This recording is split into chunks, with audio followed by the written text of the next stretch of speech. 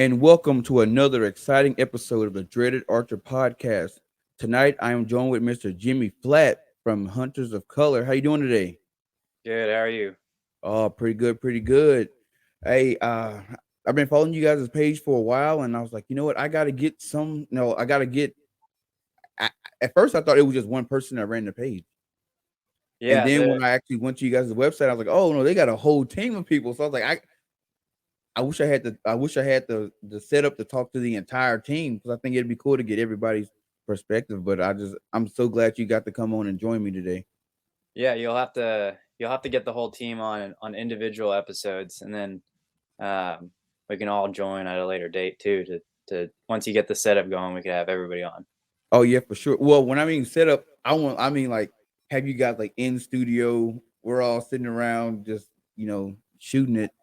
But are you all located in California? I mean, like Uh, not California, but like Oregon area. so me and Lydia, our executive director, and Thomas are all in Oregon, and then our board members are scattered throughout the nation. So Alex is in the South in Mississippi. Will is in Ohio, I believe. Um, Crystal's in Colorado, and Daniel's in Washington. Oh, so you guys are all over the place. Yeah, and we've got events happening in let's see. I mean, last year we got out 58 new hunters. We hosted events in 3 different states, and this coming year we're gonna be hosting events in, we hope that it's 6 states this year, and our goal is to get another 150 new hunters out this year. Oh, sweet. So how did you guys get started? uh I mean, I guess like inspiration is what started it all. uh I grew up in California, so you weren't wrong when you said we're in California. I grew up there, and I grew up in the Bay Area, where it's like it's the second most diverse place in the nation, next Right. to New York City. And so like when you're growing up there, you just like race, you don't really think about it. You're just surrounded by diversity that like you just don't see yourself as like a brown person. Um, Right. and it wasn't until I got into hunting that I started to realize that, oh shit, there are. Sorry for Oh cussing. no, you good. This is free. I just started realizing that I was one of very few, if not the only, brown person out in the marshes of Sonoma, or the hills of like Mendocino County, or whatever it was where I was hunting and learning how to hunt.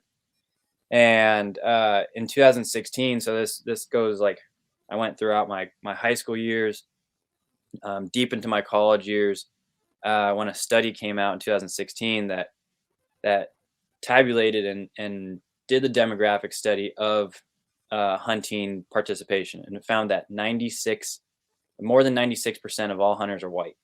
Oh, And so that's when like that the light bulb went off in my head and was like, oh wow, the all those observations that I had when I was growing up of being or feeling like I just entered like a white space, like there's actually merit to it. There's data to back that feeling.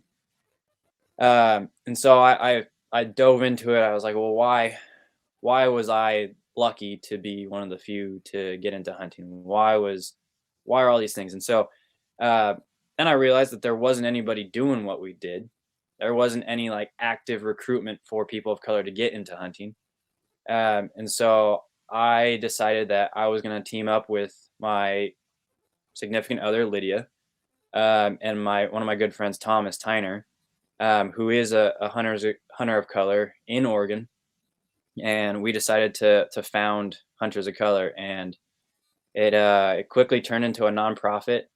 We were going to go the for-profit route, and then realized that the work that we want to do, we want to make sure that the money isn't going towards us; it's going straight towards the mission and the community. right. And so we applied for our nonprofit. We actually were doing events locally before we got our status, And then once we got our status, it really helped us start bringing in like donation funds. It allowed us to get grants. And so we blew up right after that. And our Instagram has been taking off. Uh, yeah, so that's like how we got started. And um, I can't look back. I was an engineer by trade up until about a month and 2 days ago.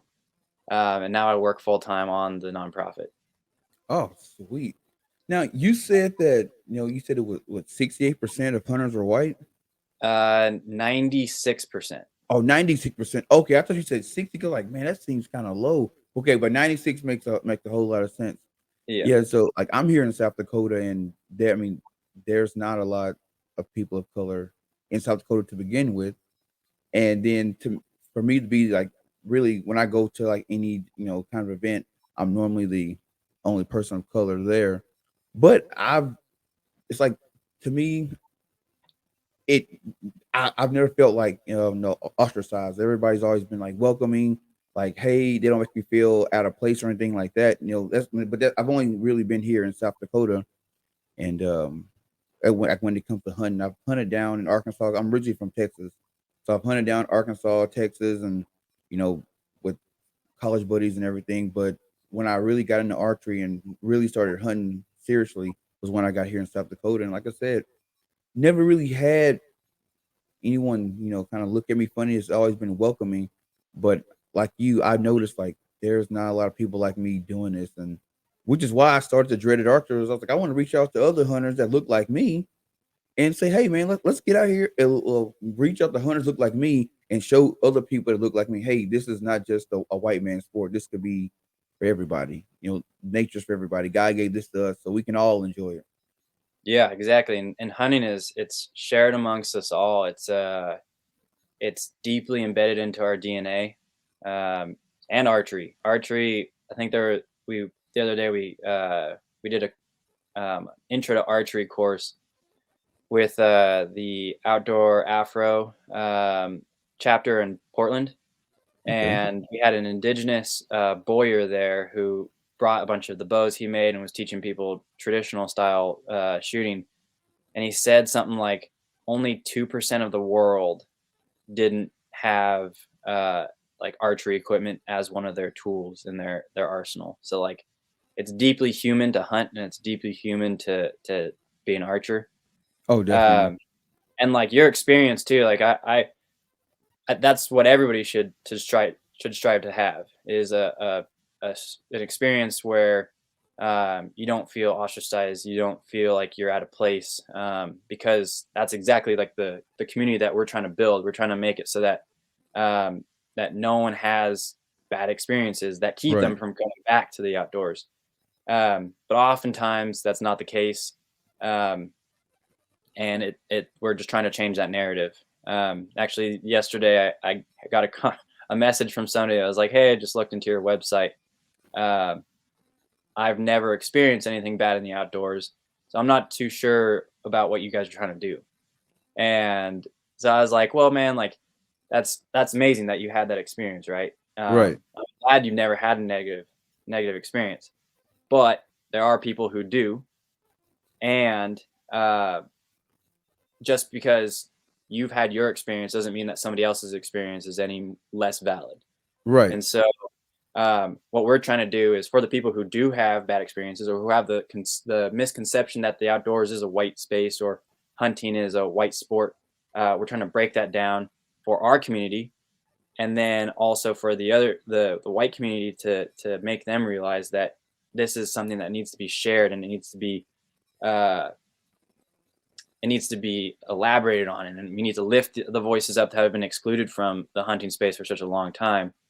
And uh, yeah, and it's been awesome so far. Like we have a lot of mentors are white hunters who just want to pass on the passion of hunting, Right. and they understand that the more people that are involved, like the more successful we're going to be at solving like the conservation issues that are going to be facing us in the next 20, 50 years or whatever it is. Um, And so yeah, we're just trying to bring more people into this amazing community and just pass the passion on and this deeply human thing that we all share. Oh, definitely, definitely. So you said you guys host events. So what kind of events do you guys host? So we host events from, so our three pillars are education, mentorship, and conservation. So our events will fit under those three pillars. The education piece is educating people on conservation issues, on hunting, or how to get into hunting. And then the mentorship aspect is actually taking people out. And so um, getting people paired up with a mentor, somebody who's been through our mentor training, somebody who's dedicated to the mission of just passing on the passion of hunting, regardless of race, regardless of whatever. Um, and uh, so our events can be as simple as what we did this last weekend, which is an intro to archery day, where we have compound bows. I'm sitting there on a bench, adjusting draw length, draw weight, helping people set up their sights. And then we also had, and then we had like the traditional bows that were going off too, and then our events could range up to full blown like overnight hunting trips. And so Oh, nice. last year, we actually have a video coming out here pretty soon of an event that we did in New York State with the Nature Conservancy, BHA, and the National Deer Association. And we took out 8 prospective hunters, so people who want to get into hunting, just didn't know where to start, and found us as a resource to break down that barrier, that just to get their foot in the door, you know. Okay. And so we hosted a deer hunt. It was a crossbow hunt in New York, and I mean it was phenomenal. We didn't end up shooting a deer, but the camaraderie, the laughter, the community that was built in that weekend um, has excelled others to keep going out. And now they're like, I got a text from 2 weekends ago. They're all out together ice fishing. Oh, nice. So it's just Cool. it's awesome. So now they're all like, it's a community for them um, to rely on to go hunting and fishing and do these outdoor activities with. And so we're trying to expound upon that and recreate that across the nation, so that people of color and prospective hunters have community to go and use as a resource. Because for a lot of us, we've been disconnected from our ancestral hunting roots, and so we're just trying to create that new community of knowledge and resources. And yeah, it's been great. Oh yeah, and it's cool that you guys are doing events like this because a lot of times when I like talk to some of my friends I grew up with, it's not that they never didn't want to hunt, or it's just they just didn't know about it, or like you said, how to get involved in it. Like they thought the barrier of entry was just super high, so it was like, oh, that's an expensive thing. I can't, I, I don't want to do that, or they hear the same thing was, oh, just that's something that white folks do, Mhm. and it's like, no, man, like it's actually a lot. It's not as expensive as you think it is, and it's like simple as, especially back home in Texas, it's as simple as going to Walmart, paying $25, getting 2 buck tags, 4 doe tags, and 2 turkeys, and you can go hunt. Yeah. So it's cool that you guys are out there and you are kind of navigating people like, hey, this is how you get to the world of hunting. Hmm. And like my brother, like we grew up. Our dad hunted, we never hunted. So once I started hunting, I was like, "Hey man, you should like really like get into this." And he was like, "Nah, man, I'm not really interested." So I think 3 years after I moved to South Dakota, I finally talked him and my dad to come up and hunt with me. My dad, he was all down for it because he's been hunting forever, so he was down. My brother was like, "Oh, I'll see what happens. I'll make it happen." So came up first day. Dad put one down. Boom.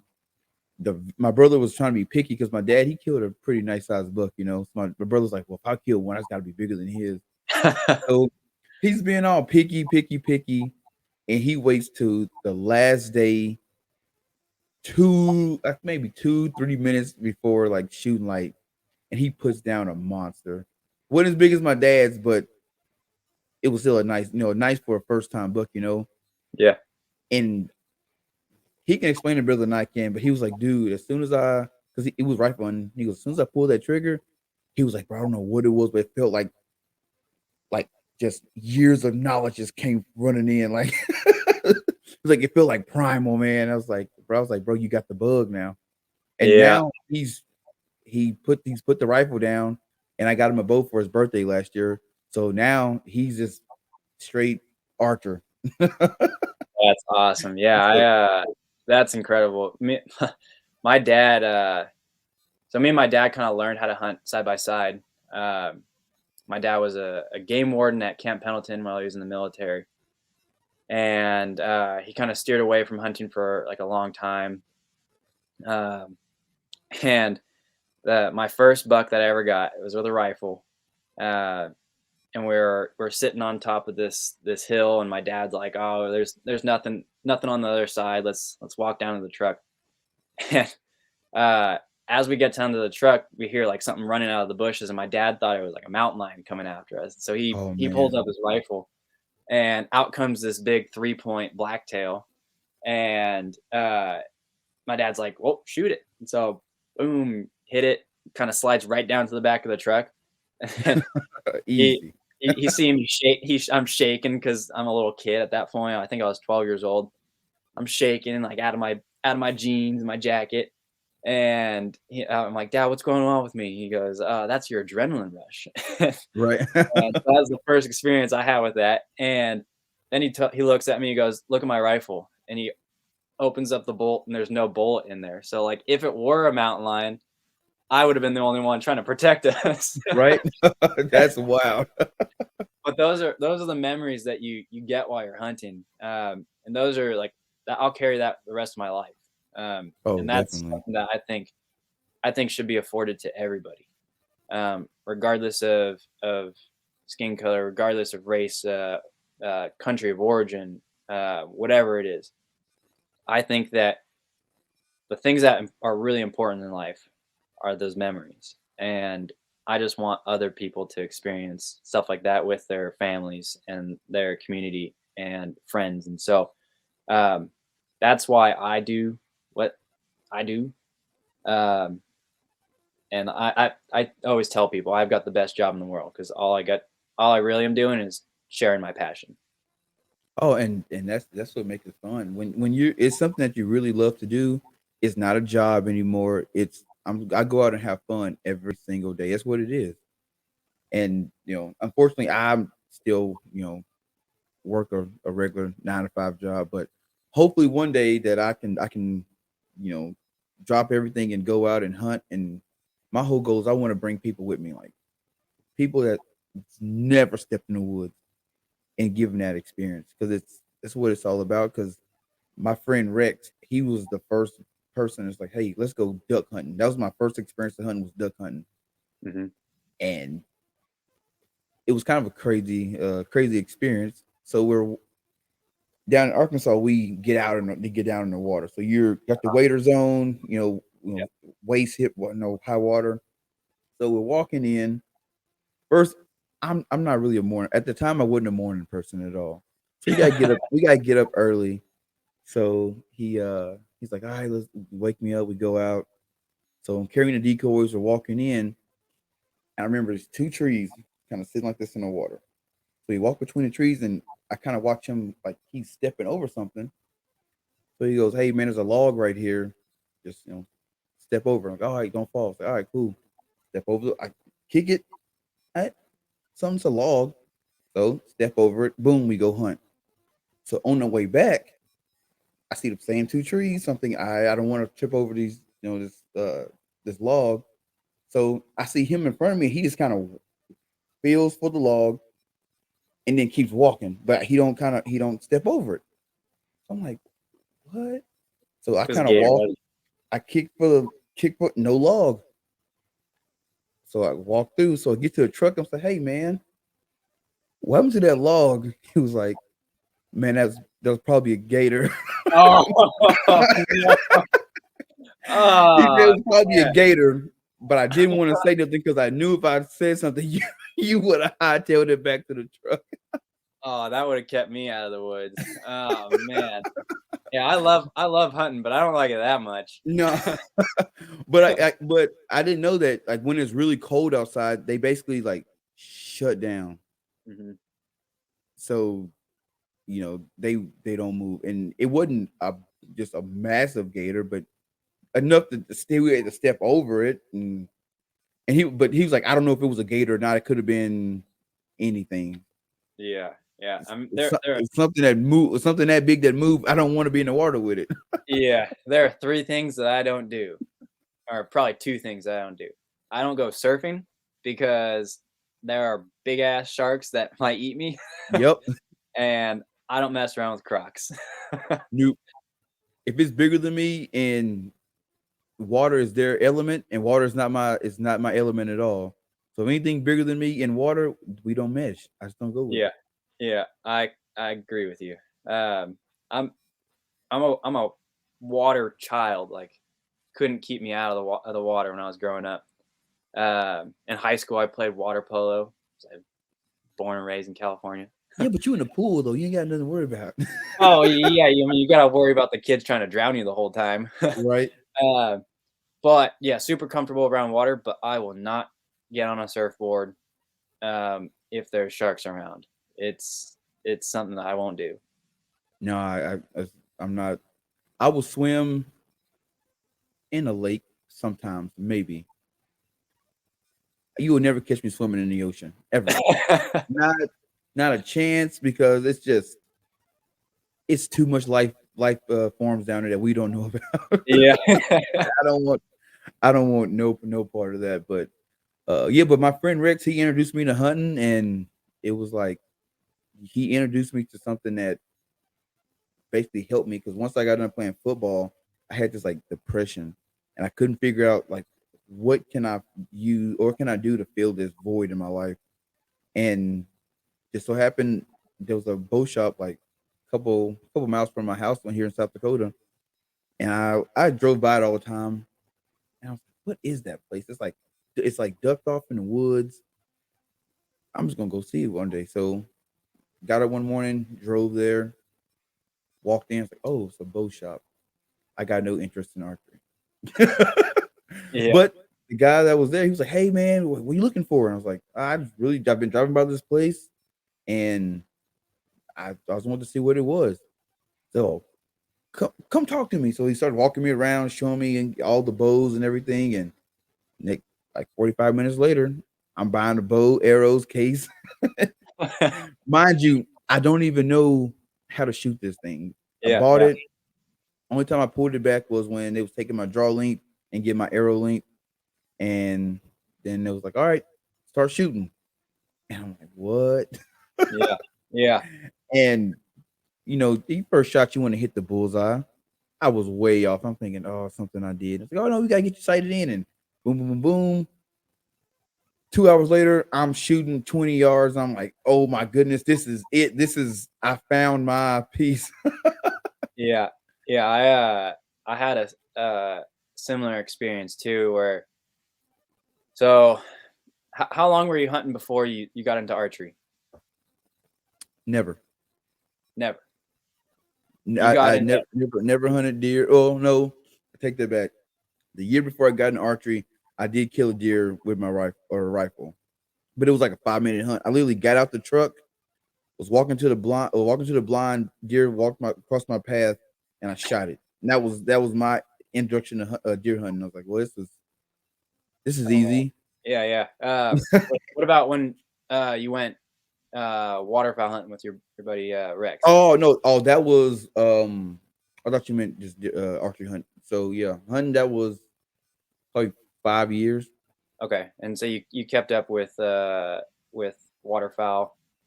Yep, Uh, yep, yep. When I was living down in Texas, we'd go every year duck hunting and what else were we on? Geese, snow geese, and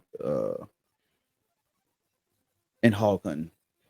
Awesome. Yeah. So the reason I asked is because I started duck hunting. It's usually it's like the gateway Yep. for people to get into hunting, just because if you live close to any of like the main flyways, uh, there's a good chance that you're gonna have a shot at some ducks or geese or whatever. So you're gonna have some form of success. And so yeah, I started waterfowl hunting, and then I got into turkey hunting with a shotgun, and then rifle hunting for deer, and then on my 18th birthday. So where I grew up, uh, the hills are just filled with wild turkeys, and my birthday is right before turkey season. And so my parents were like, "Hey, this year, well, one, we're gonna go pick up your birthday present," and I had been asking for like a new rifle or whatever. And so I thought I was gonna get a new rifle for my birthday, uh, and so they put a blindfold on me. They drove me to the store, and when they took it off, we're at an archery shop, and I was like, "Oh, that's kind of cool." I've always wanted a compound bow or like a new bow. And so they sent me off, and they're like, "You have a $300 spending limit, and you have to come out with everything you need. The rest is on you." And so I got the cheapest compound bow I could find, the cheapest release, the cheapest arrows, and the cheapest broadheads. And mind you, this is the week before uh, the turkey season opens. And so I go out with this setup that I've never shot before. And I thought at this point in my life, I thought that you could just take a bow off the shelf, put the arrow in it, put the broadhead on the arrow, and draw back and shoot, and it's gonna hit the target Right. where you're aiming. So first day I get out there, opening day of turkey season. Turkeys have no idea what's going on because they haven't been hunted yet that year. One walks into 17 yards. I remember because I ranged it. 17 yards, draw back, put my pin right where it's supposed to be, and I shoot, and the arrow goes, sails over its head. Oh. Turkey kind of looks up, just kind of walking around in circles. Is at 25 yards, put another one in, shoot again, same thing, right over its head. But like this time it was further over its head. So the turkey runs off at this point, um, and I was kind of like kicking myself because I had no idea what was going on. Why was I missing so bad at these turkeys that were just like right there, smack dab in the middle of my in my sight? So I call in another turkey like another hour later, and same thing happens. I shoot, and that's the last broadhead that I had because Oh. I couldn't find the other arrows. They buried so deep into the ground in the grass, couldn't find them. So just shot 3 of the 6 arrows I bought, all the broadheads, and at that point I realized that there was something that I was missing. So that led me down this 3-year like course where I had to learn archery on my own. Where I'd every night I was looking up YouTube videos. I was looking up how to broadhead tune, how to sight in a bow, and so I went through this whole process. And I actually didn't get my first archery kill for another 3 years. Oh, dang. So, and I stuck to it too. I committed, and I told, like, made a promise to myself that I wouldn't pick up the shotgun or the rifle if I was going to hunt turkey or deer um, until I got one with a bow. And so 3 years later, I was able to put some meat on the table finally. And when I got that first deer with my bow, it just solidified everything. Like I'm an archery hunter. This Right. is what I want to do, and this is how I want to hunt. Um, and there's just something for me, not going to be the same for everybody, but archery is there's something more to it than just pulling a trigger on a rifle,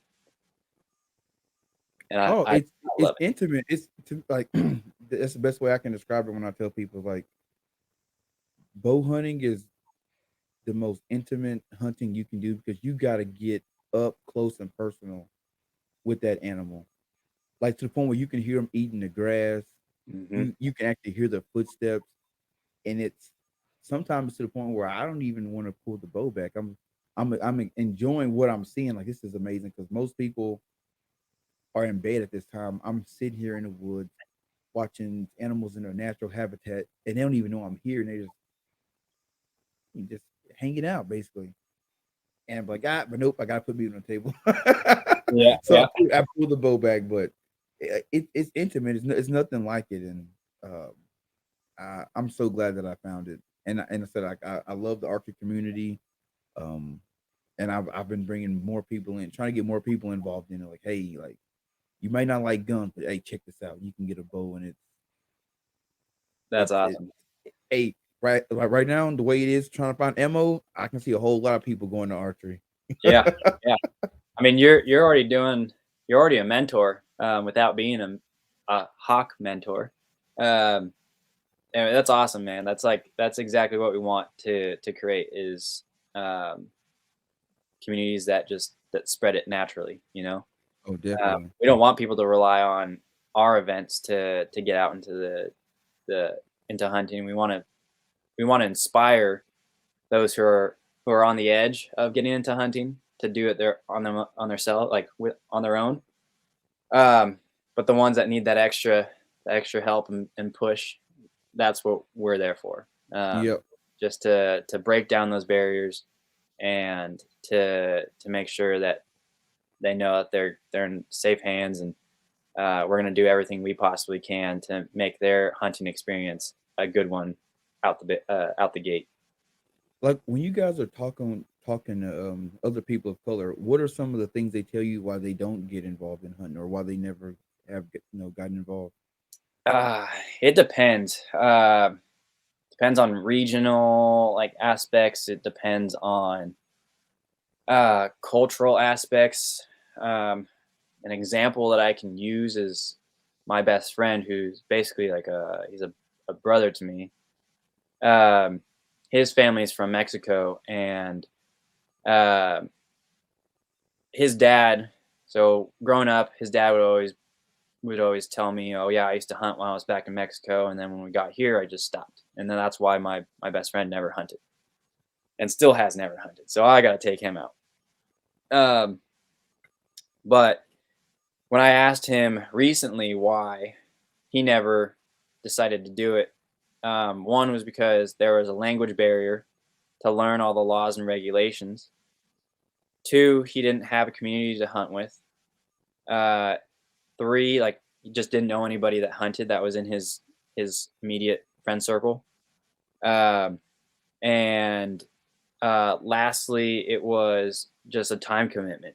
Right. When he came up here, his sole job was to work to put money and food on the table for his family, and hunting would have taken away from that. And so he just never had time to do it. And the time that he did have off, he wanted to be with his family and Right. do things that didn't require him to be away from his family. So that's one barrier, but that's just one experience, and that's Right. just one example. There are millions of, and we've heard a lot of them. Some of them are just like the misconception that hunting is a white person thing, or like in Texas, for instance. You grew up in Texas. No public Texas, land. yeah, there's no public land, so there's almost nowhere to go unless you know somebody who's going to open up their property, or you pay somebody. So there's a financial barrier, or there's just a community barrier again. Uh, so yeah, it ranges from. I mean, it changes from state to state, from region to region, from culture to culture. Um, but primarily, it's land access, communities, misconceptions. Um, Another stat that I can throw out there is that 98% of all the privately held land in the United States is owned by white Americans.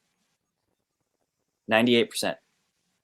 And that correlates almost identically To how many to hunters? exactly. So if your family doesn't own property that you can hunt on, the chances of you going and finding another property, if you don't have access to public lands like we do out here on the West, um, that there's a very slim chance that you're gonna actually like just dive in, and it's different. Like you don't see the same issues with fishing that you or like the not issues, the demographic disparities in fishing as you do with hunting, because there is so much more access to water than there is to hunting land. Right. There are lakes, there's rivers, there's the ocean, um, and all of that is primarily, unless it's on somebody's private land, it's primarily public, and there's access to it. So those are the main barriers that we see are land access, communities, and I mean there's a bunch of them. So like we've we're actively breaking down those barriers. We for the New York hunt, we partnered with the Nature Conservancy, who is one of the largest private landowners in the world. Oh Um, wow. and I think in the United States alone, they own like it's some it's more than 1 million acres, um, and almost in every state. I believe it's like I think it's like every state besides Hawaii, but they probably own land in Hawaii too. Um, And what's the organization called again? the Nature Conservancy.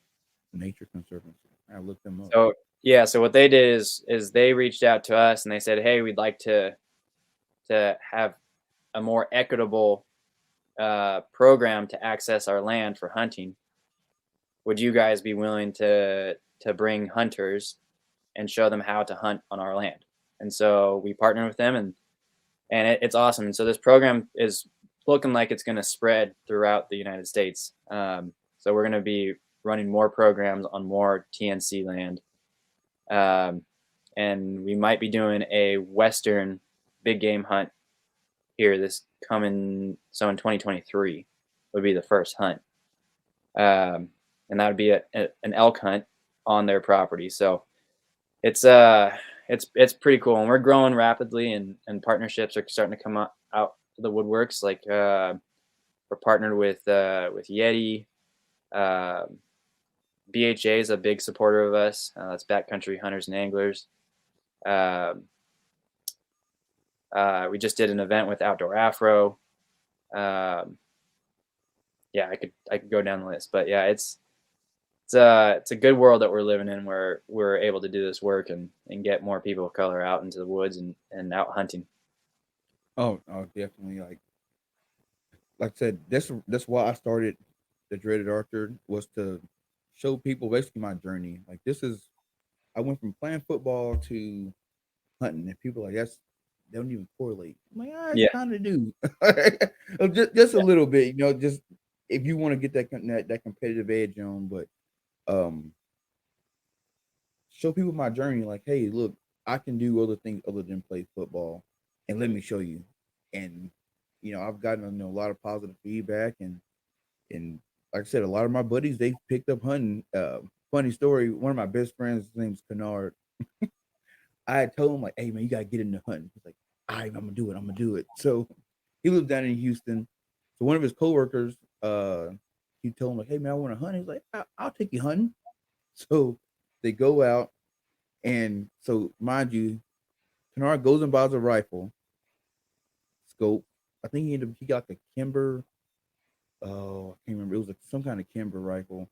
He got like a Leopold scope. So he bought the most expensive stuff because he thought that's what you do to hunt. You get the most expensive stuff. yeah.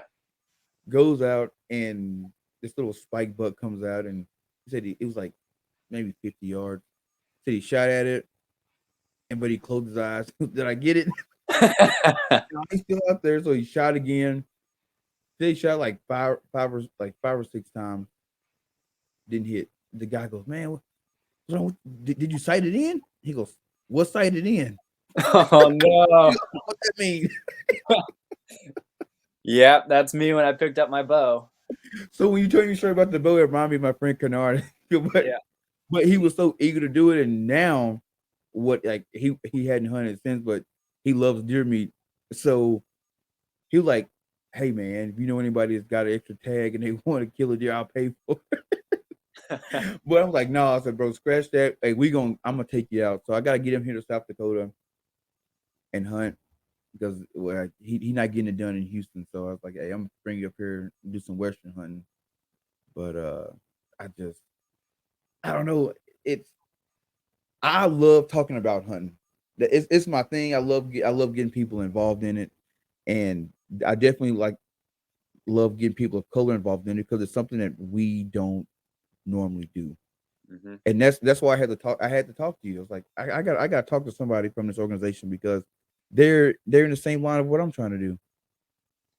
Yeah, yeah, and we for listeners, we have we have an application open right now for our ambassador program.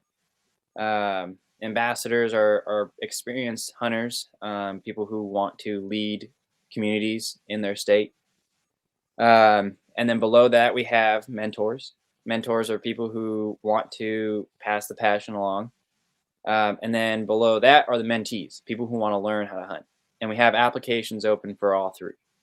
So anybody listening who wants to get into hunting through our organization, I highly encourage you to apply to be a mentee. If you are a hunter and you want to pass it on, I encourage you to apply to be either an ambassador or a mentor.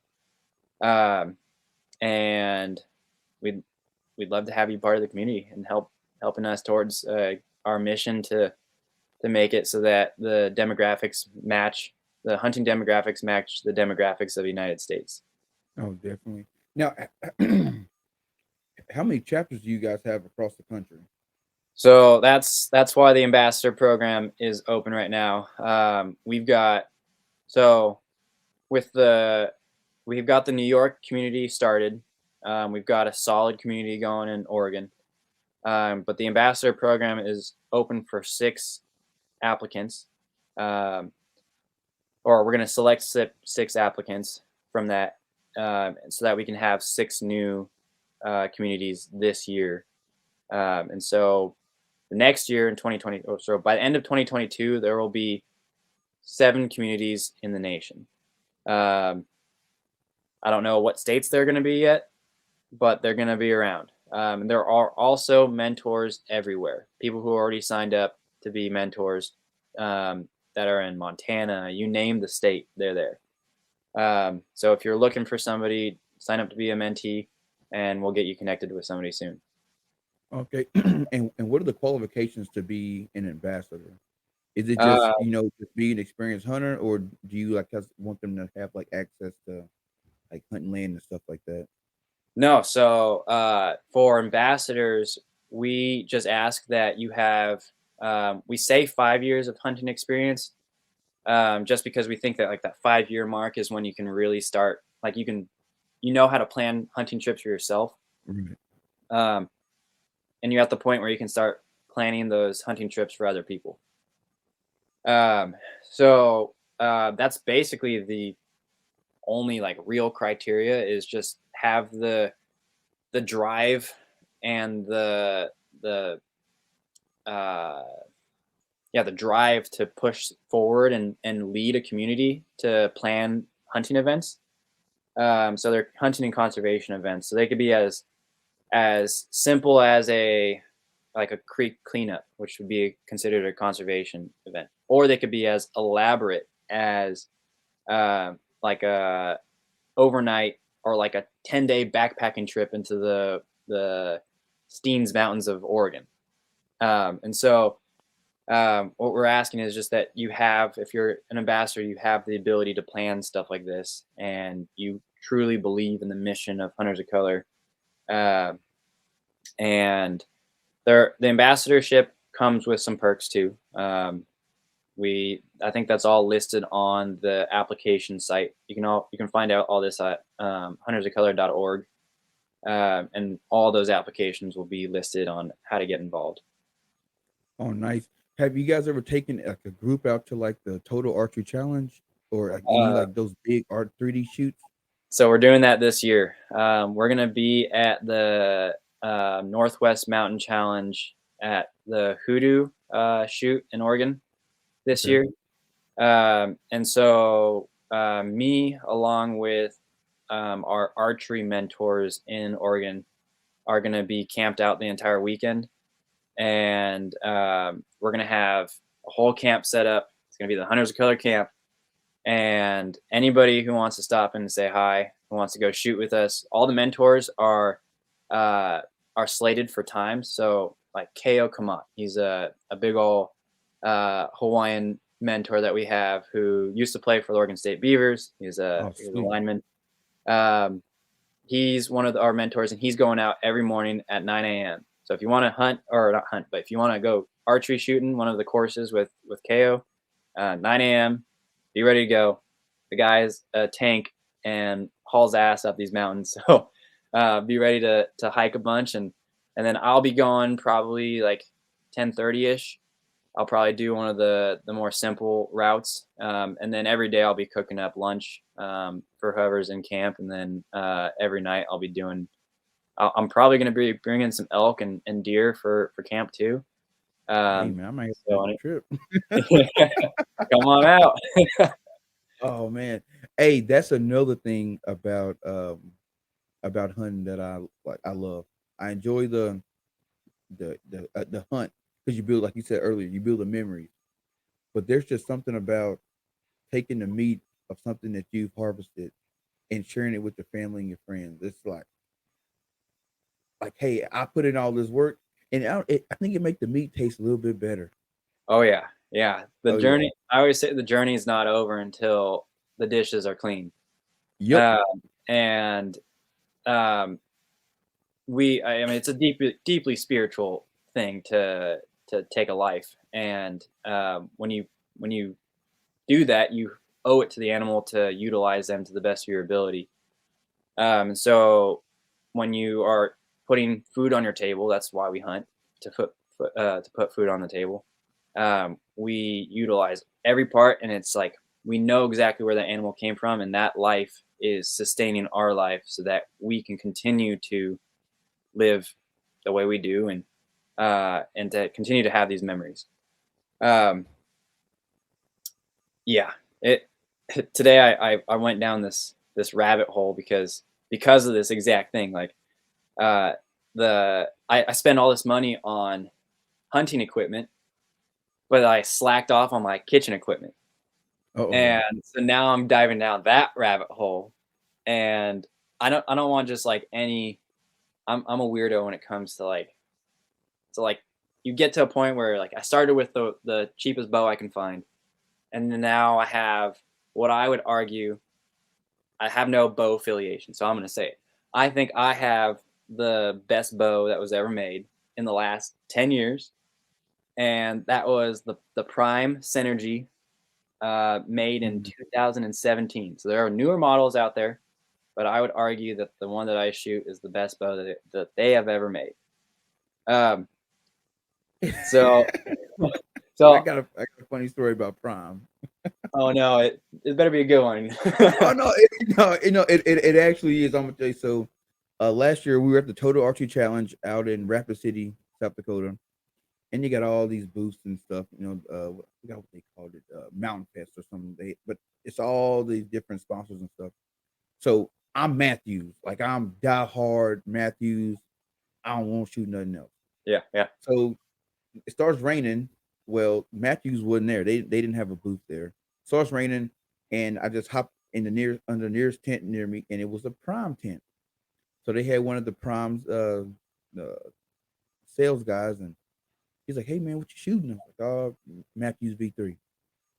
And he goes, "Okay, cool, cool." So we got to talking about bows and stuff like that, and he starts, "You ever shot a Prime?" Like, nope, never held one. Never, like, it's hard to find one in South Dakota. It's not too many dealers. Well, we got 3 archery shops in town, and neither of them sell Prime. Oh man. So he was like, he gave, I forgot, it was like the one they released last year.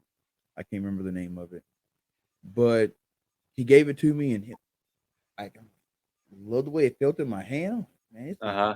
a nice bow. So once it started raining, he set it up to my drawings and everything. Went out to the little practice course. I shot 3 arrows, Jimmy, and I kid you not, I was about to get ready to. I was about ready to go back to my bow shop here in Sioux Falls. I'm like, hey, give me whatever kind of credit y'all give me for this Matthew and give me this Prime. Yeah, Because yeah, they make Prime also makes I think it's called Quest. yep, They make it's like kind of like their budget bow, yep, and that bow even shoots good. Like I'm like, I mean, you can't go wrong with it. So like I'm like I don't have an affiliate like a strong. I don't have any kind of affiliation with any bow company. I like Matthews because that was the first bow. Well, I got a mission, which mission both Matthews makes mission, uh-huh, so it was just kind of right to stay with the Matthews brand. But I like whatever shoots good and fits good in my hand, I'll shoot it. And yeah. so I'm like, hey, when you said Prime, I was like, hey, they almost had me. But if I ever buy a new bow, I can tell you now it's gonna be a Prime. It's Yeah, gonna be a well, Prime. try to find the 2017 Synergy. Um, Synergy. yeah, I would, and I have reasons for that. But yeah, I mean, you can get away with. Uh, I mean, I got away with it for 3 years with a budget bow. It wasn't great. It wasn't the best. But once I committed to it and I realized, wow, I was shooting this thing every weekend. I might as well invest in this passion that's growing in me. Mm-hmm. And so I sold I sold that bow to uh, one of my good friends who is a hawk um, a hawk mentor, and he got into archery. And so I gave it to him for like $100, so like almost nothing with everything on it. It was like the drop away rest, all the additions I had on it. I put a nice sight on it. Um, and what I was gonna do is I was gonna take all the components off of that bow and put it on my new bow. But because I was giving it to a friend, I was like, you know what, just have that kit. I'm gonna build out a new one. And so um, I built a new bow, and uh, that has led me to the point where I'm at in my kitchen life, where I started with the cheap knives, and now I'm at the point where I want the expensive knives, and I want like Yeah. the nice stuff so that like I can make my cooking experience, which is just a connection. It's just the last part of the hunting experience that much better. And so today I went down this rabbit hole of I want to find so like there's like 8 essential knives. Like there's like a chef knife, a bread knife, a boning knife, a cleaver, you name it. I want each one of those to come from a different bladesmith. Okay. And the good thing about living in Oregon is that Portland, Oregon, is the knife capital of the United States. Okay, there you Um, go. I didn't even know and that. so Fun all I gotta fact. do is I just gotta drive an hour north and end up in the city. Go to these small little forges that are ran by just really good artisan bladesmiths, and tell them what I want, and then come back a couple weeks later, and they'll have a knife ready for me, and then it'll be like it'll have its own little story, and Right. it'll be up on display on my wall um, for me to say like, oh yeah, that knife right there, that was made by some guy that was from Serbia originally, and then he ended up in Portland to make knives, or whatever the story is. I just want to be a little weird about my knife collection in the kitchen. Oh, I feel you. Hey, one essentials you gotta add. You might already have one, but if you don't, get you a cast iron skillet, man. Oh yeah, oh yeah, Get you a cast iron skillet. yeah. I'm like weirdly picky about my cast iron too. Like today, I saw a picture. Somebody had a cast iron in their dishwasher, and I was like, somebody would get killed in my house if they did that. Yes, yes. Like I got a small obsession with cast iron skillets. Actually, cast iron skillets helped me get the job that I got today because during the interview, the lady goes, "What are you passionate about?" And the only thing that could pop in my head that I was like, at the time, was like cast iron. So I was learning how to season them, how to take an old rusty cast iron and bring that joker back to life. I was like, cast irons. And I just started naming all these different cast iron brands and how you clean them, all the different techniques. And she was like, I saw a spark in your eyes. I knew we had to hire you. Yeah, I Yeah. was like, "What?" I love cast iron, man. And my very first cast iron, I actually found it walking in the woods. It was just I like kind of stumbled over it, Uh-huh. buried in the ground, dug it up, and was like, "Oh man, it's all rusty." So I don't. I'm kind of a hoarder. I don't like wasting stuff. So I was Oh like, yeah. this I can find some use for it. So just took it, got my duck decoys. We're walking back to the truck, get back home, immediately get on YouTube. How to restore cast iron. Found, and I was like, I'm never gonna find anything about this. Most people just throw them away if they get rusty. But nope, there was a whole community like, nope, you can bring these jokers back to life. And so I got to working on it, and I still got that joker today. That's my very first one. Oh yeah. I've got like I think I've got 3 skillets, and they're all seasoned to perfection. And, Big sauce uh, on it. I mean, I'll cook everything that I possibly can in there. The only stuff that the only thing that I don't cook in it is, like a tomato sauce, like, super high acidity. It'll start, like, pulling the oils out of the cast iron, but Yeah, other than that, I'm cooking 95%. And, yeah, and that's the same way I wanna be with my knives. Is like, you could get the non-stick, you could have the easy thing that's easy to maintain, but there's like a connection to that cast iron, right? right. Like, you gotta take care of it, and it takes care of you. Um, yeah, so, I'm super happy you said Oh that. yeah. Hey, I made up a whole story about my cast iron because I was like, my very first one was in the woods. I'm like, man, some dude was probably out here like old cowboy, and he was camping or whatever. And then some marauders came and chased him out. He left his cast iron, and they stumped all over it, and he ran off. And whatever happened to him happened to him. But that cast iron was missing an owner, and I stumbled upon it. So my his legacy lives on through Yeah. Yeah, that cast iron found you, not the other way right. around. Oh yeah, man. Also, you got a smoker? Are you into barbecue and smoking? Oh, yeah. Yep. Oh, yeah. So so you good? And what about a Blackstone flat top? I do not. Or get you a Blackstone, man. Hey, Yeah. you will never want to cook breakfast on anything else. That's the only thing that I will cook that I will pick over a cast iron is that Blackstone because it's just one. I'm out. I get to cook outside, and I get to cook my favorite meal of the day is breakfast, Mhm. and it's just amazing, man. It's just amazing. Yeah, I think what I'm gonna have to do is, this year for the Northwest Mountain Challenge, I think I'm gonna get, like a what is it called? Camp chef and Yep, put one of Camp those Chef. big skillets on top. Ooh, yeah. Yeah. So I can start doing, like we also at our place, we've got chickens, and so I'll bring, like, all the fresh eggs that there's a I don't know if you've seen the difference between, like a free range chicken and, like, the store-bought ones. Like, Aren't there's they just, like brown?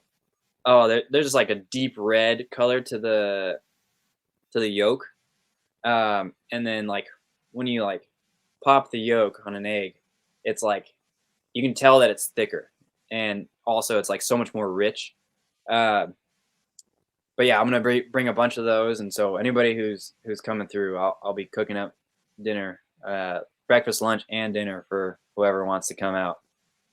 Yeah, we got a farmer's market here, and they had a lady out there that had, free range eggs. And I was gonna buy some, but she wanted 15 a dozen. I said, hey, Woo!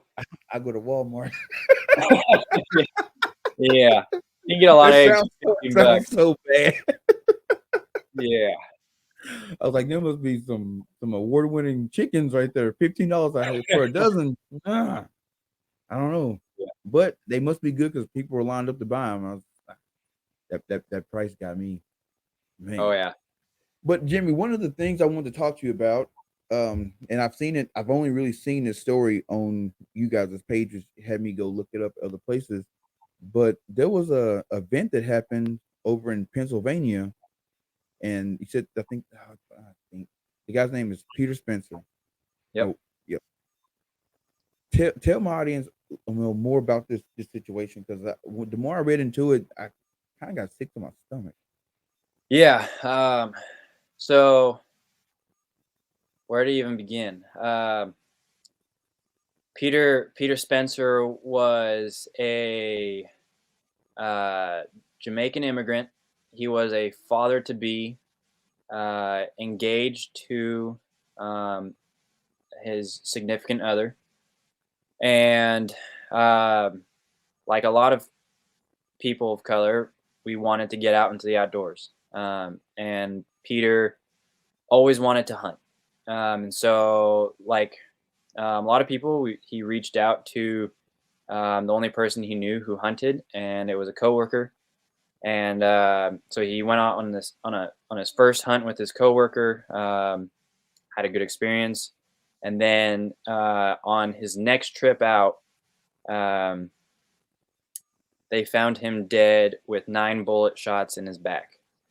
And so this was in Pennsylvania, just a couple hours north of Pittsburgh in Venango County. And there has been little to no press about the case. No one has been arrested, no charges filed. And the reason why Hunters of Color is involved is because this is exactly what we're talking about. There are Right. people who are scared to get outdoors for the fear of the potential harm that could come of racists and people uh, who mean us harm. And so this is a situation where Peter went out. He trusted his friend, and he just wanted to hunt. And it shows the importance of the work that we're doing, where our communities need to be active right now. They needed to be active 50 years ago. Right. Because if they were active 50 years ago, Peter Spencer would have had a community of people that would not have shot him because of the color of his skin. And so what Hunters of Color's involvement is we have we started a petition. The family has 2 GoFundmes active right now. One is to cover legal costs. The other is to cover the cost of the funeral. And our petition has nearly 50,000 signatures right now. And so the last update that I got from our executive director was that we sent the family's lawyer with our requests. And our request is that the people who were at the scene, the time of his death, be held accountable, be charged with either manslaughter or involuntary manslaughter, and we let the court decide what happened. Right. But because no suits have been filed, the DA hasn't said anything. There's been no moves. We had their attorney bring our requests with a stack of signatures, and when we brought the stack, there was about 27,000 signatures. Now there's 50,000 signatures. And what we're asking is just that there is a prompt and swift investigation into this incident, so that we can finally get an answer for his family, because his child will be raised without a father. His wife to be is gonna have to raise that child without him, and that should never happen to anybody who wants to get out into hunting. And so, what we ask our people listening is that if you can, please go donate to the family first and foremost. 2, sign the petition, and if you have the ability to make noise, please make some noise. Reach out to the DA in the area. I don't remember his name off the top of my head, but if you go to our website, you should be able to find it, or our Instagram page, you should be able to find his information on it. So that's Peter's story. It's a heartbreaking story, and that's the part of the work that I hate. it's the stuff that makes me want to not do this, but it makes me realize how important the work that I'm doing is.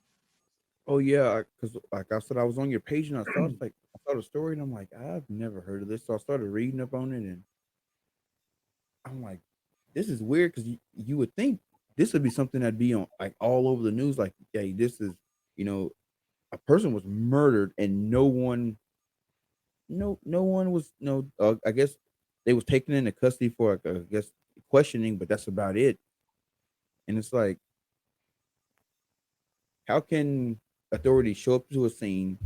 There's someone dead, and there's individuals that were there, and no one knows what happened. Other than, Yeah. well, I heard what one guy said it was self defense.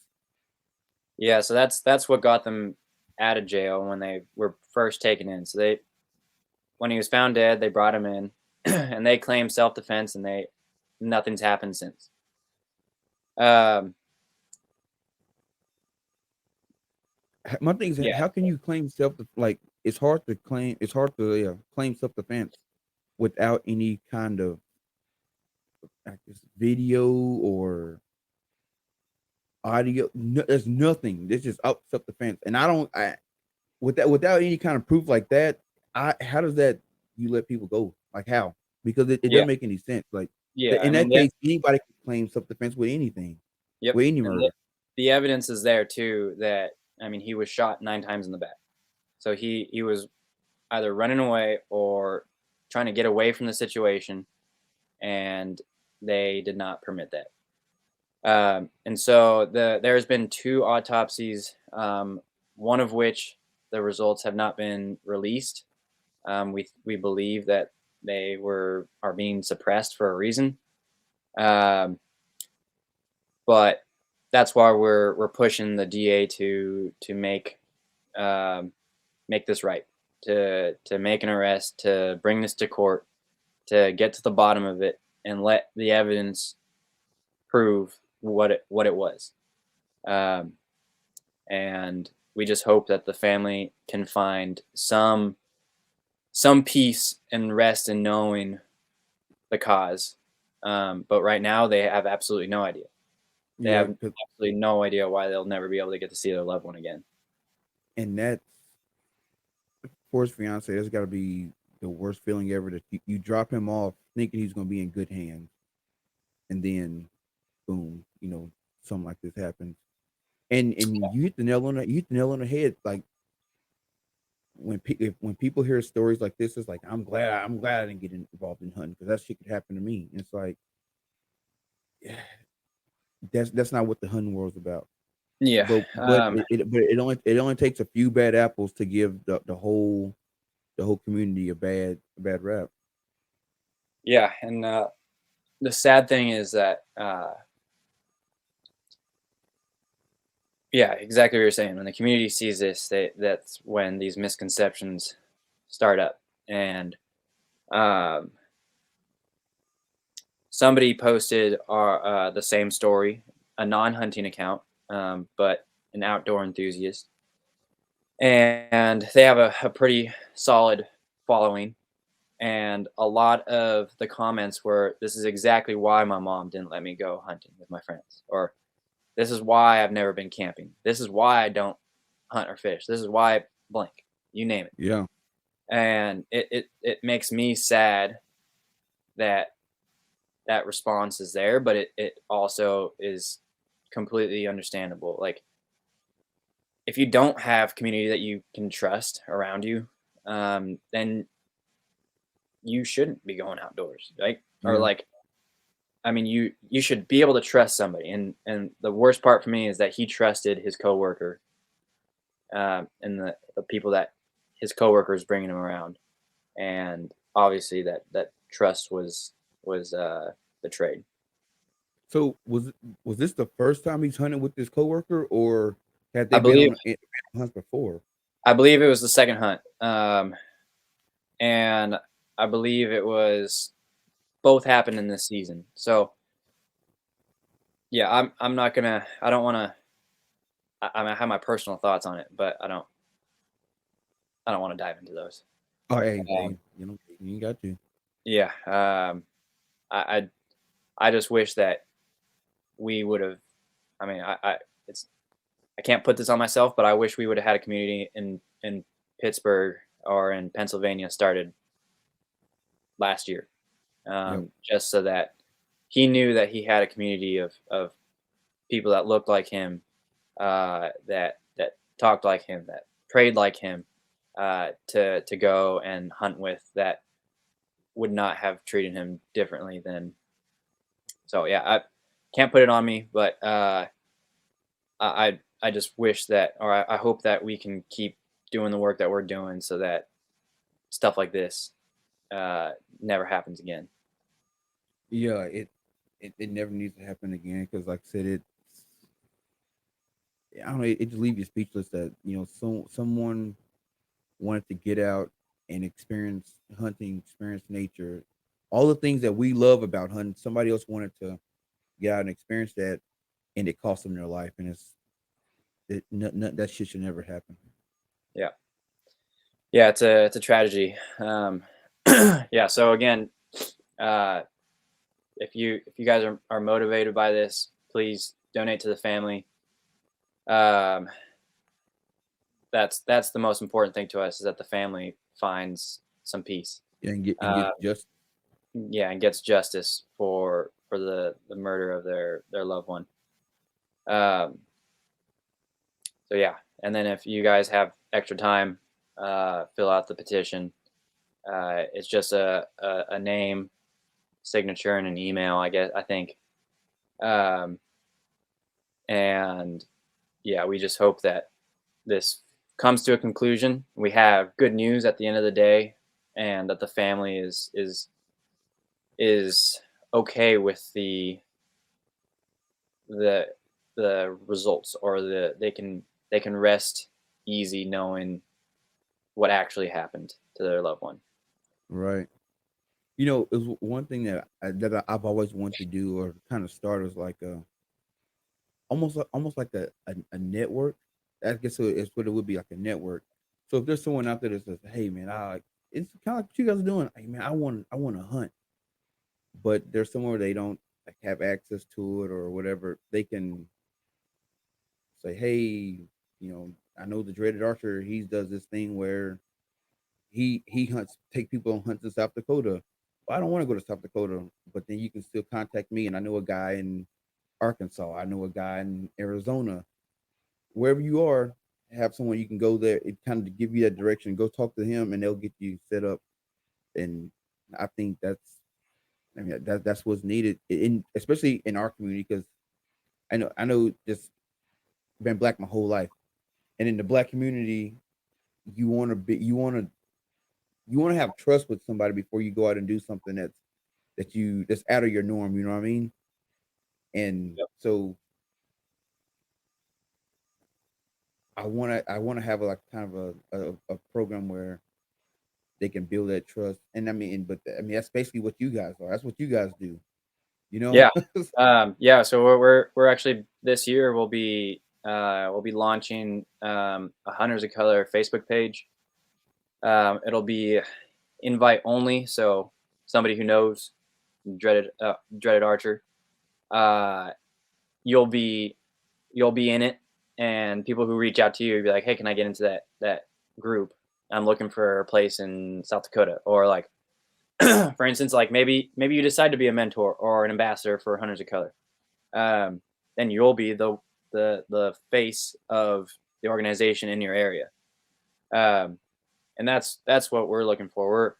We're looking for people who just want to bring more people into this, to be that person that people can trust to get into this messy world that we live in, and to find some peace in the outdoors, and uh, the passion and the love for nature. And so that's exactly what we're trying to foster and create. Exactly. And one last thing, like, do you guys get a lot of, I guess, like hate mail, like hate mail or hate comments? Oh yeah. You don't know you're doing good work until you start getting death threats. You got death threats. Oh yeah, I've gotten multiple of them, and plenty. for what you got. Yeah, So like I've been accused of inciting race wars. I've been told to watch my back porch. Uh, yeah, you name it. People think that by me wanting to get more people outdoors, um, more black and brown people outdoors, that it means that I'm trying to take something away from them. But that's not the case. I just want to make the hunting community better and right, uh, have more diverse voices and be more effective at solving conservation issues and uh, to truly be like Martin Luther King's beloved community, and that's what I'm about.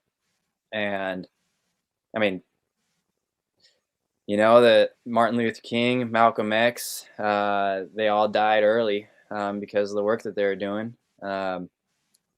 And you know what? It's yeah. You don't know you're doing good work. You know you're doing good work when you start pissing off the bad people. yeah, which to me is just wow because like this plenty of hunting land and animals to go around. But I've heard people say that there needs to be no more recruitment in the hunting community. And I Yep. thought that was wow. Yeah, one of the biggest names in the hunting industry's brother decided to tell people to stop bringing people honey, and I know we you're talking about. yeah, you know who I'm talking about. Yeah. And we found issue in that because if we stopped taking people hunting right now, that means that the demographics are going to stay 96% white, and to us that was like it was a gatekeeping stance, and we just didn't want. Well, I mean, we couldn't have any of that. That's antithesis to what we do. It's we are in the business of getting more black and brown people out hunting Right. uh, and outdoors and experiencing these things that white people have had the privilege to experience at a higher rate than our communities for the last 400 years. So, But you think it was a gatekeeping tactic? well, I think he just neglected to really understand. He didn't understand the nuances of what he was actually saying. He neglected to even consider race and communities that have not been included in hunting for a long time. So um, yeah, when I pull up to my public land play or spots now, and uh, there are too many cars for me to even want to get out of mine. That's what it is. I mean, if anybody's to blame, it's his brother. He's the one who made it look so damn cool. Yeah, well, like when I heard that statement, I was like, how can he have this stance, but his brother is all about bringing people into hunting? Like I got several of his brother's cookbooks. I watch his brother's show, and he's one of the reasons I was like, I I want to get into hunting. Like Yeah, I no, not hunting, but why I wanted to get into archery hunting. Like I think I can do that. yeah, It looked interesting, but I don't know. Maybe one day, and like I said, just walk into a bow shop, kind of just check it out. I don't know. Like it's a weird thing, and and you said it earlier.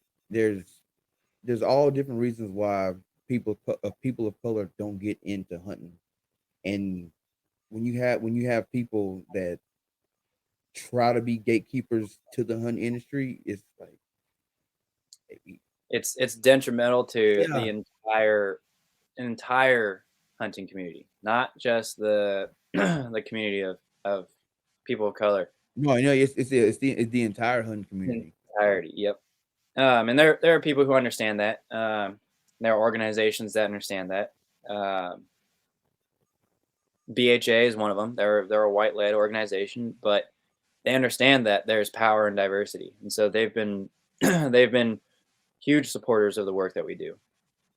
And the Nature Conservancy also understands that the work that we're doing is important.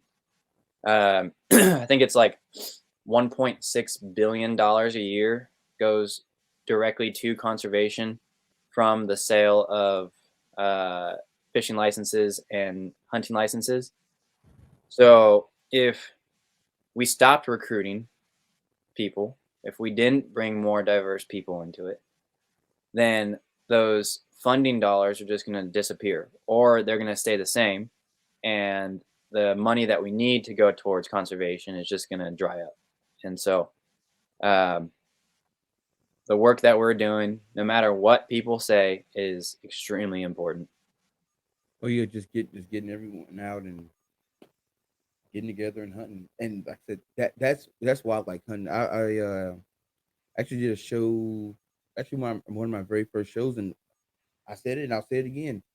To me, hunting brings people together. And just in my experience, where um well, this summer there was a guy I started doing my Dreaded Arthur page on Instagram and all that. And there was this guy, and I've told this story several times, but the reason I tell it is because it really impacted my life. Because to this day, me and this guy are still friends. I would even call him my best friend.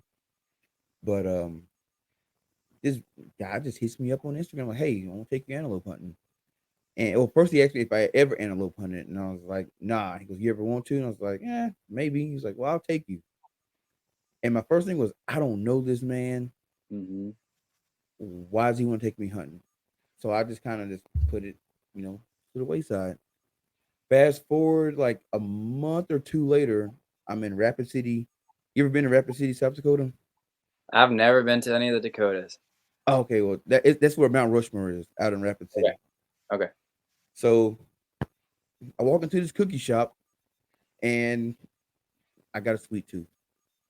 So walk into this cookie shop and this guy goes, "Hey, DeAndre," and I was like, well, it kind of threw me off. I'm like, one, not many people know my government name. Not many people know me by DeAndre, so that kind of threw me off. I was like, "Hey," he goes, "You're out here in Rapid?" And I'm like, "Yeah, just working." He goes, "Oh, okay." And I get my cookie and I leave. Don't stay for conversation. Left. So I get down the road. He hits me up on Instagram and goes, "Hey, you just in my cookie shop." So now I'm like, "Oh snap, that's Rob." Like, "Oh, hey man, what's good? Hey, did you get the antelope tag?" I set up. I applied. I don't know yet. A couple weeks later, I actually get the tag, and I was like, debating back and forth if I want to go or not. And Uh-huh. like, scratch it. You know what? I'm gonna go. I'm gonna see what happens. And you know, Rob is, I think he's late 40s, in the 40, maybe in his 50s, year old white guy. And I was like, oh, I'll go. I had the greatest one of the greatest hunting experience with this guy. I mean, it was just amazing. I killed my first antelope, nice antelope. Right now, it's at the taxidermy. The taxidermy getting all stuffed up and everything. Yeah. And before we even got on any antelope, we just sat there and just talked about life. Like, and I even said it's funny. It's weird how things happen when a black kid from Texarkana, Texas, somehow crossed paths with a 40-year-old, a 50-year-old white man from South Dakota, and we're both sitting on the hill, glassing, looking for antelope, and I'm like this is what it's all about. You know what I'm saying? And I want more people like me to have that experience, not Yeah. not just with you know other white people, but with black people, with Hispanic people, with everybody. Like everybody. I mean, I know everybody in America not gonna start hunting. That'd be bad. Yeah. if, Yeah. if if everybody in America started hunting, but if people from a percentage of people from every culture gets involved in hunting, and and somebody like some kid from Chicago, inner city Chicago, can go to Oregon and hunt elk with you. That's two. You guys are two different people from different walks of life, crossing Oh paths, yeah. stories, making memories. When that kid gets 50 years old, he runs across a white kid. He takes that white kid hunting. You know, Yeah. and I don't like when people say, "Oh, I don't see race." No, everybody got eyes. You see what you Yeah. don't don't play games with me. But look past that and say, yeah, he's a black guy, but guess what? He's a hunter too, Hmm. and that's what we share, and that's what we have in common.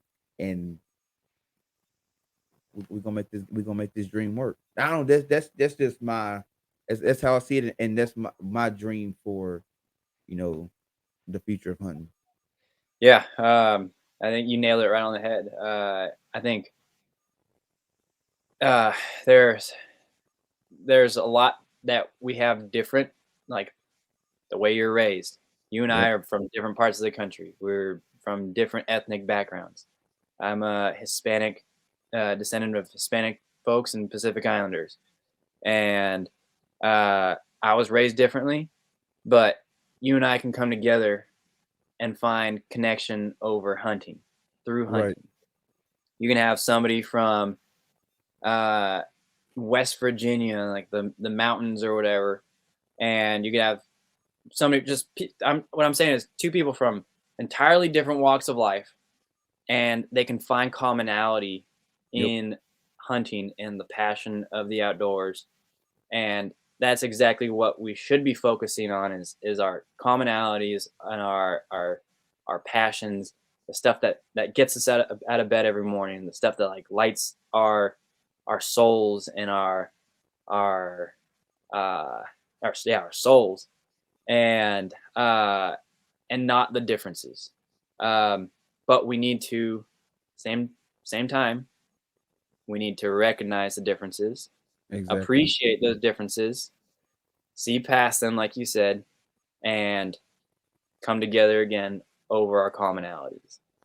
Um, that's what's gonna push this society forward. Exactly. Exactly. Man, I got so much. Like I could talk probably for another hour. I I know, me too. could, man, but it's been a long day. And Jimmy, I really appreciate you taking the time out to come and talk to me and my listeners. And we definitely got to do this again, and hopefully might get out to the Oregon and hunt some elk. Yeah, yeah. Look into the Northwest Mountain Challenge, and then beyond that, let me know if you want to go elk hunting. Oh yeah, for sure, for sure. Hey, one more time before we get out of here, let the people know where they can find you and on all your social media platforms, your websites. Let them know all that. Yeah, so you can find Hunters of Color on the web at huntersofcolor.org. We spell it the American way, COLOR. We are on Instagram, Facebook, uh, what did I not mention? Twitter. Uh, we're not doing the young kid TikTok yet, but we might. Hey, uh, I just I did my first TikTok this weekend. I'm like, I feel corny. I don't want to do this yeah, anymore. it's like it's a more elaborate version of Vine. Remember Vine? Yes, Yeah.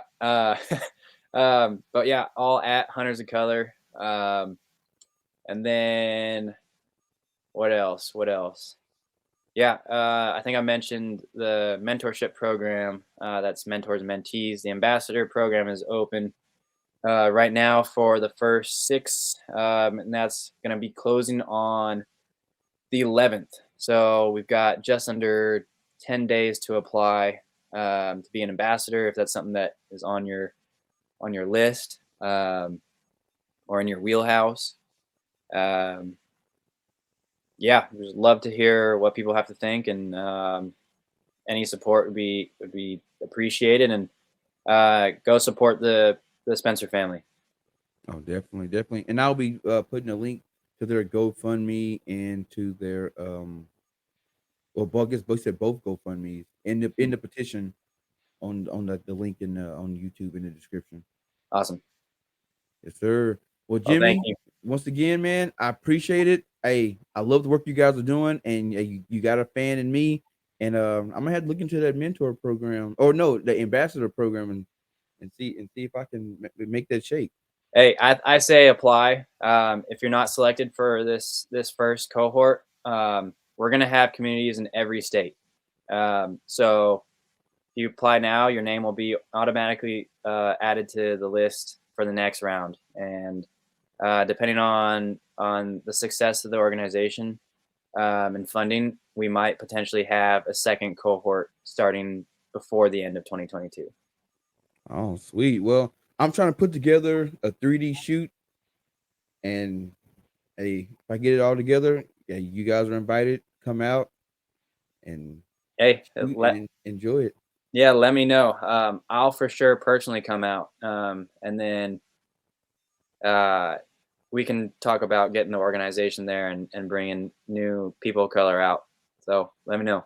Oh, for sure. Oh, also, I am for the month of March. I'm doing a bow building out of it's a bear bow, a bear legit, building it Awesome. out from the ground up, and I'm just giving it away and to somebody who's never gotten into archery, that just maybe hear the podcast, see the video, like, hey, I want to do that.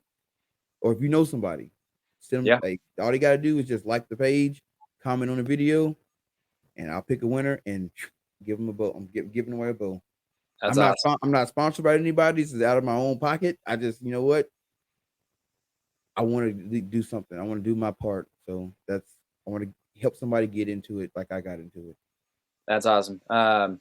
Yeah, let's connect about that. Let's see how we can blast that and elevate that. Oh, for sure. Well, Jimmy, man, hey, you have a good night with your family. I'm gonna go in the kitchen, give me something to eat. And hey, I appreciate it, man. Yeah, cook on that cast iron. Oh yeah, you know I will, man. You have a good night. Me too.